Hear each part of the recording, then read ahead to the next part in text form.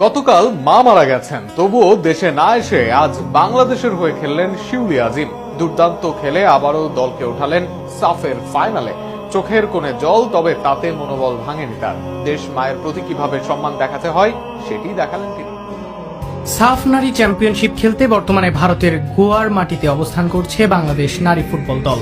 আজ সেমিফাইনালে 2-0 গোলে নেপালকে হারিয়ে টানা তৃতীয় শিরোপা জিততে জন পিটার বাটলার।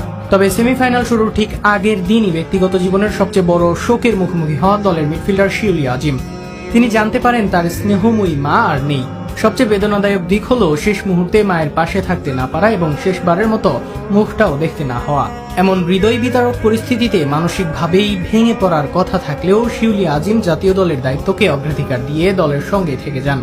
ব্যক্তিগত শোককে সামলে তিনি মাঠের প্রস্তুতি ও দলের সঙ্গে সময় পরিকল্পনা নিজেকে যুক্ত রাখেন। এই ঘটনাকে কেন্দ্র করে পুরো বাংলাদেশ নারী ফুটবল দলের ভেতরেও নেমে আসে গভীর শোক ও আবেগঘন পরিবেশ। ড্রেসিং রুমে সতীর্থরা এক নীরব সংহতির মাধ্যমে শিউলির পাশে দাঁড়ান। ব্যক্তিগত ক্ষতকে সম্মান জানিয়ে তারা মানসিকভাবে একত্রিত হন এবং মাঠের লড়াইকে শিউলির মায়ের স্মৃতির প্রতি শ্রদ্ধা জানানোর সুযোগ হিসেবে দেখেন। পরদিনই অনুষ্ঠিত হয় নেপালের বিপক্ষে সেমিফাইনাল ম্যাচ। শুরুটা ভালো ছিল না বাংলাদেশের জন্য।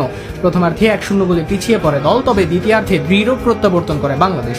ধারাবাহিক আক্রমণে দুটি গুরুত্বপূর্ণ গোল করে ম্যাচে নিজেদের করে নেয় লাল সবুজের প্রতিনিধিরা এবং নিশ্চিত করে সাফ নারী চ্যাম্পিয়নশিপের ফাইনাল। এই জয়কে শুধুমাত্র একটি ক্রীড়া সাফল্য হিসেবে দেখছেন না অনেকে, বরং এটি হয়ে উঠেছে আবেগ, দায়িত্ববোধ এবং মানসিক শক্তির এক অনন্য উদাহরণ। শিউলির ব্যক্তিগত শোক এবং দলের সম্মিলিত প্রতিশ্রুতি মিলিয়ে এই জয়কে বিশেষ মাত্রা দিয়েছে। দলটির সামনে এখন একটাই লক্ষ্য, হ্যাট্রিক শিরোপা অর্জন করে দেশে ফেরা।